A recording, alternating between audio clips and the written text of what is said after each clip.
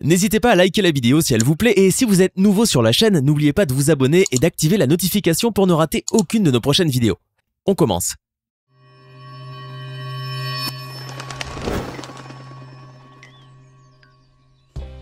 Des sacs de cocaïne échoués par milliers sur la côte est de la France jusqu'au fémur d'un mammouth laineux découvert sur une plage écossaise. Tenez-vous bien, voici des choses incroyables trouvées sur les plages et qui peuvent changer des vies.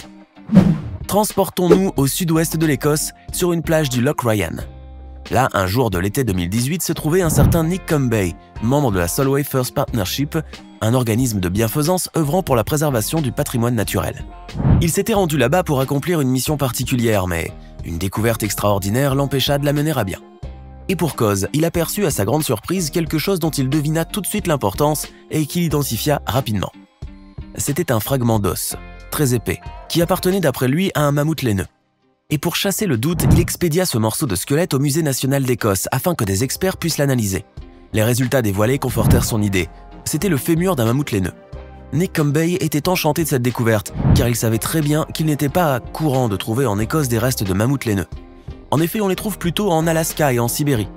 Si cette espèce éteinte fait partie des créatures préhistoriques les mieux connues, c'est parce qu'on a trouvé dans ces régions et ailleurs des carcasses entières congelées. Nick Cumbay savait bien qu'en Écosse, on n'avait jusqu'à présent rencontré qu'une poignée d'éléments appartenant au mammouth laineux, quelques dents et des défenses. Mais ce qui a dû fasciner Cumbay, c'est la pensée que ce fémur qu'il avait trouvé avait peut-être rempli il y a 100 000 ans une utilité humaine. En effet, les mammouths laineux ont côtoyé les premiers hommes et ceux-ci se servaient de leurs os et de leurs défenses pour confectionner des outils, des armes ou des ouvrages de décoration. Grâce à Nick Cumbay, cet os fémoral est maintenant exposé au Musée national d'Écosse. Cette découverte a par ailleurs ravivé le débat du clonage. Selon les partisans de cette théorie, des restes en apparence bien conservés peuvent servir à recréer l'espèce.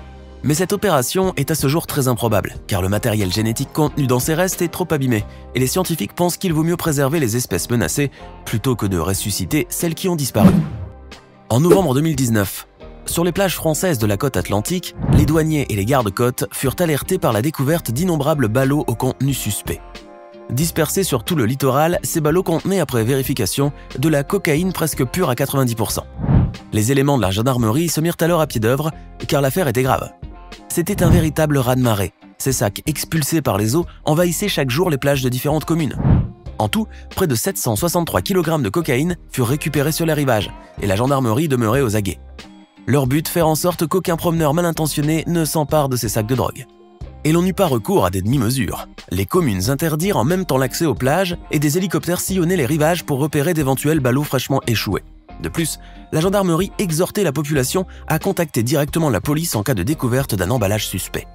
En parallèle, une enquête fut ouverte dirigée par une section de la gendarmerie maritime. La lumière devait bientôt être faite sur la source de cette quantité monstrueuse de drogue dont la valeur totale se chiffrait à plus de 53 millions d'euros. Mais l'enquête ne permit pas d'en savoir beaucoup plus. Cependant, l'hypothèse privilégiée était celle-ci.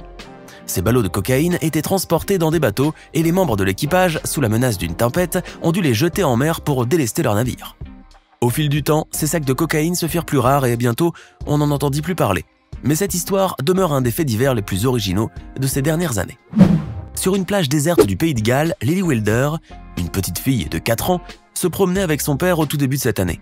C'était plus exactement dans la côte sud du pays, près de la ville de Barry, dans les terres rocheuses des Brendrix. Cette région est un site paléontologique important. Lily et son père ne l'ignoraient pas, mais ils s'y promenaient surtout pour passer un moment doux et tranquille au milieu de cette nature à la fois paisible et austère. Mais tout à coup, un rocher d'aspect singulier attira l'attention de la petite fille. Lily et son père s'en approchèrent et ils virent distinctement une empreinte de dinosaure. Celle-ci était intacte et bien visible dans la roche relativement lisse. Émerveillés, Lily et son père ont aussitôt communiqué la nouvelle au National Museum Wales. Presque aussitôt, la paléontologue Cindy Howells, accompagnée de fouilleurs, se rendit à l'endroit indiqué pour extraire le fossile. L'enquête qui s'en est suivie a confirmé que la trace provenait d'un dinosaure. De plus, l'étude révélait que l'empreinte était vieille de 220 millions d'années et qu'elle appartenait au Coelophysis, un bipède carnivore. Lily et son père étaient enchantés de leur précieuse découverte, d'autant plus que ce fossile allait significativement aider la recherche scientifique. Cette trace de patte inscrite dans la roche mesurait 10 cm de long et laissait supposer que le dinosaure pouvait avoir 2 mètres de haut. La découverte de Lily est une histoire si originale que le monde entier en a parlé. La presse de tout pays l'a nommée dans d'innombrables articles, et la fillette a vraiment acquis une célébrité précoce. Cet événement va-t-il engendrer chez la petite fille de 4 ans un goût marqué pour les dinosaures et la paléontologie? C'est possible. En tout cas, bravo Lily. Chip et Tir. Ce mot énigmatique, qui ne vous dit peut-être rien, a été la source d'un des mystères maritimes les plus importants de la dernière décennie, lequel n'a jamais été résolu de manière certaine et définitive. Durant l'été 2012, Tracy Williams promenait son chien sur une plage non loin de chez elle, à New Quay, en Cornouailles, au sud-ouest de l'Angleterre. Elle découvrit sur le sable un objet étrange. C'était une tablette noire, apparemment en caoutchouc et qui comportait l'inscription « Chip Tir ». Elle n'y entendit rien et décida de ne plus y penser, mais quelques semaines plus tard, dans une crique, elle trouva par hasard une curiosité du même type.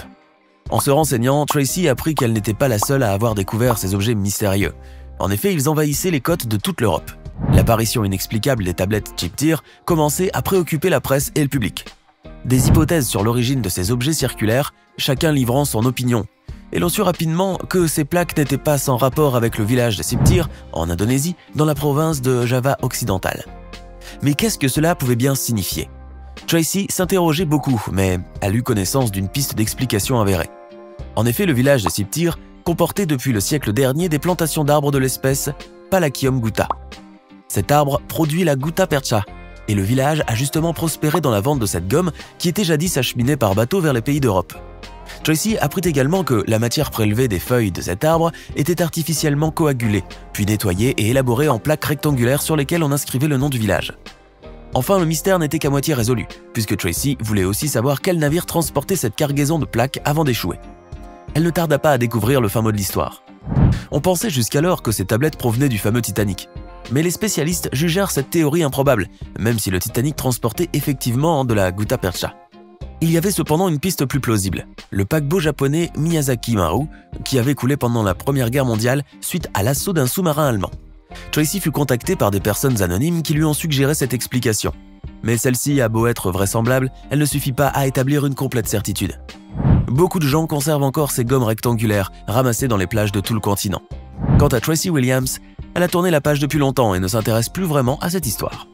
En mars 2021, sur la plage de Sunridge Hammock Park à Boynton Beach en Floride aux États-Unis, un promeneur est tombé par hasard sur un drone de couleur orange long de 6 mètres. Après qu'il eut donné l'alerte, les autorités intervinrent et fermèrent l'accès à la zone. Le promeneur, qui ne connaissait pas grand-chose à l'aviation, s'interrogeait. D'où provenait ce drone qui a l'apparence d'un missile? Était-il dangereux? Comment s'est-il retrouvé sur cette plage? Quelle était son utilité? Malheureusement, il ne parvint à soutirer aucune information à la police et il résolut de se faire ses propres réponses à ce sujet. Et il ne mit pas longtemps à obtenir les premiers éclaircissements. Ce véhicule aérien était en réalité un drone cible, le BQM-167 Skitter. Les drones cibles sont des aéronefs sans pilote, souvent radiocommandés, et que les forces de l'armée de l'air utilisent pour leur formation et leur entraînement de tir aérien. Notre homme qui commence à s'intéresser à ce sujet apprend que ces drones sont censés imiter les avions pilotés et servir de cibles aériennes à grande échelle. Mais comment le drone qu'il avait vu s'était retrouvé sur cette plage? La réponse était justement apportée par un article qui élucidait toute l'histoire. Ce drone cible a été lancé depuis la base aérienne de Tyndall en Floride et a été abattu au-dessus du golfe du Mexique. Ordinairement, les drones cibles abattus par l'armée de l'air sont repêchés par des bateaux militaires. Mais cette fois, il y avait une exception. En effet, les conditions climatiques hostiles avaient rendu la recherche trop difficile et le drone laissé en plein océan Atlantique a été charrié sur une distance de 800 km avant d'échouer finalement sur cette plage.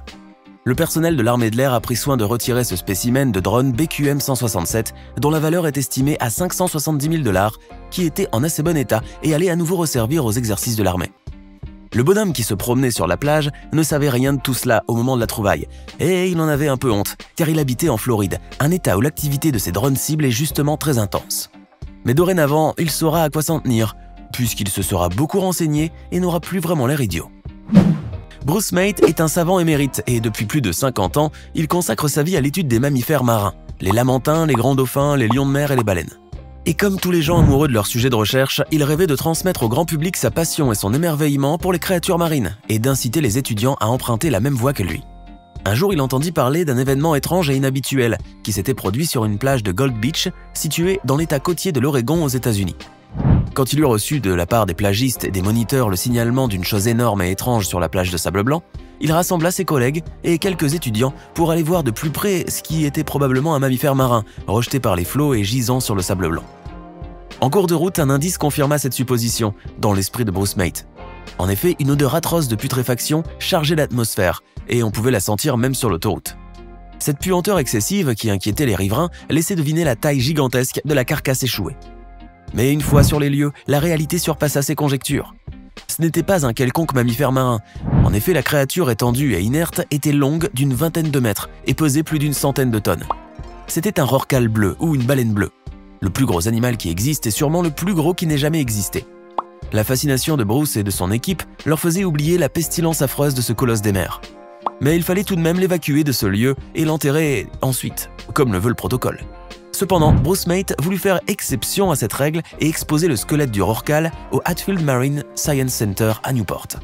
Cela impliquait d'ôter la chair graisseuse de l'animal épaisse de 10 cm et de la brûler ensuite.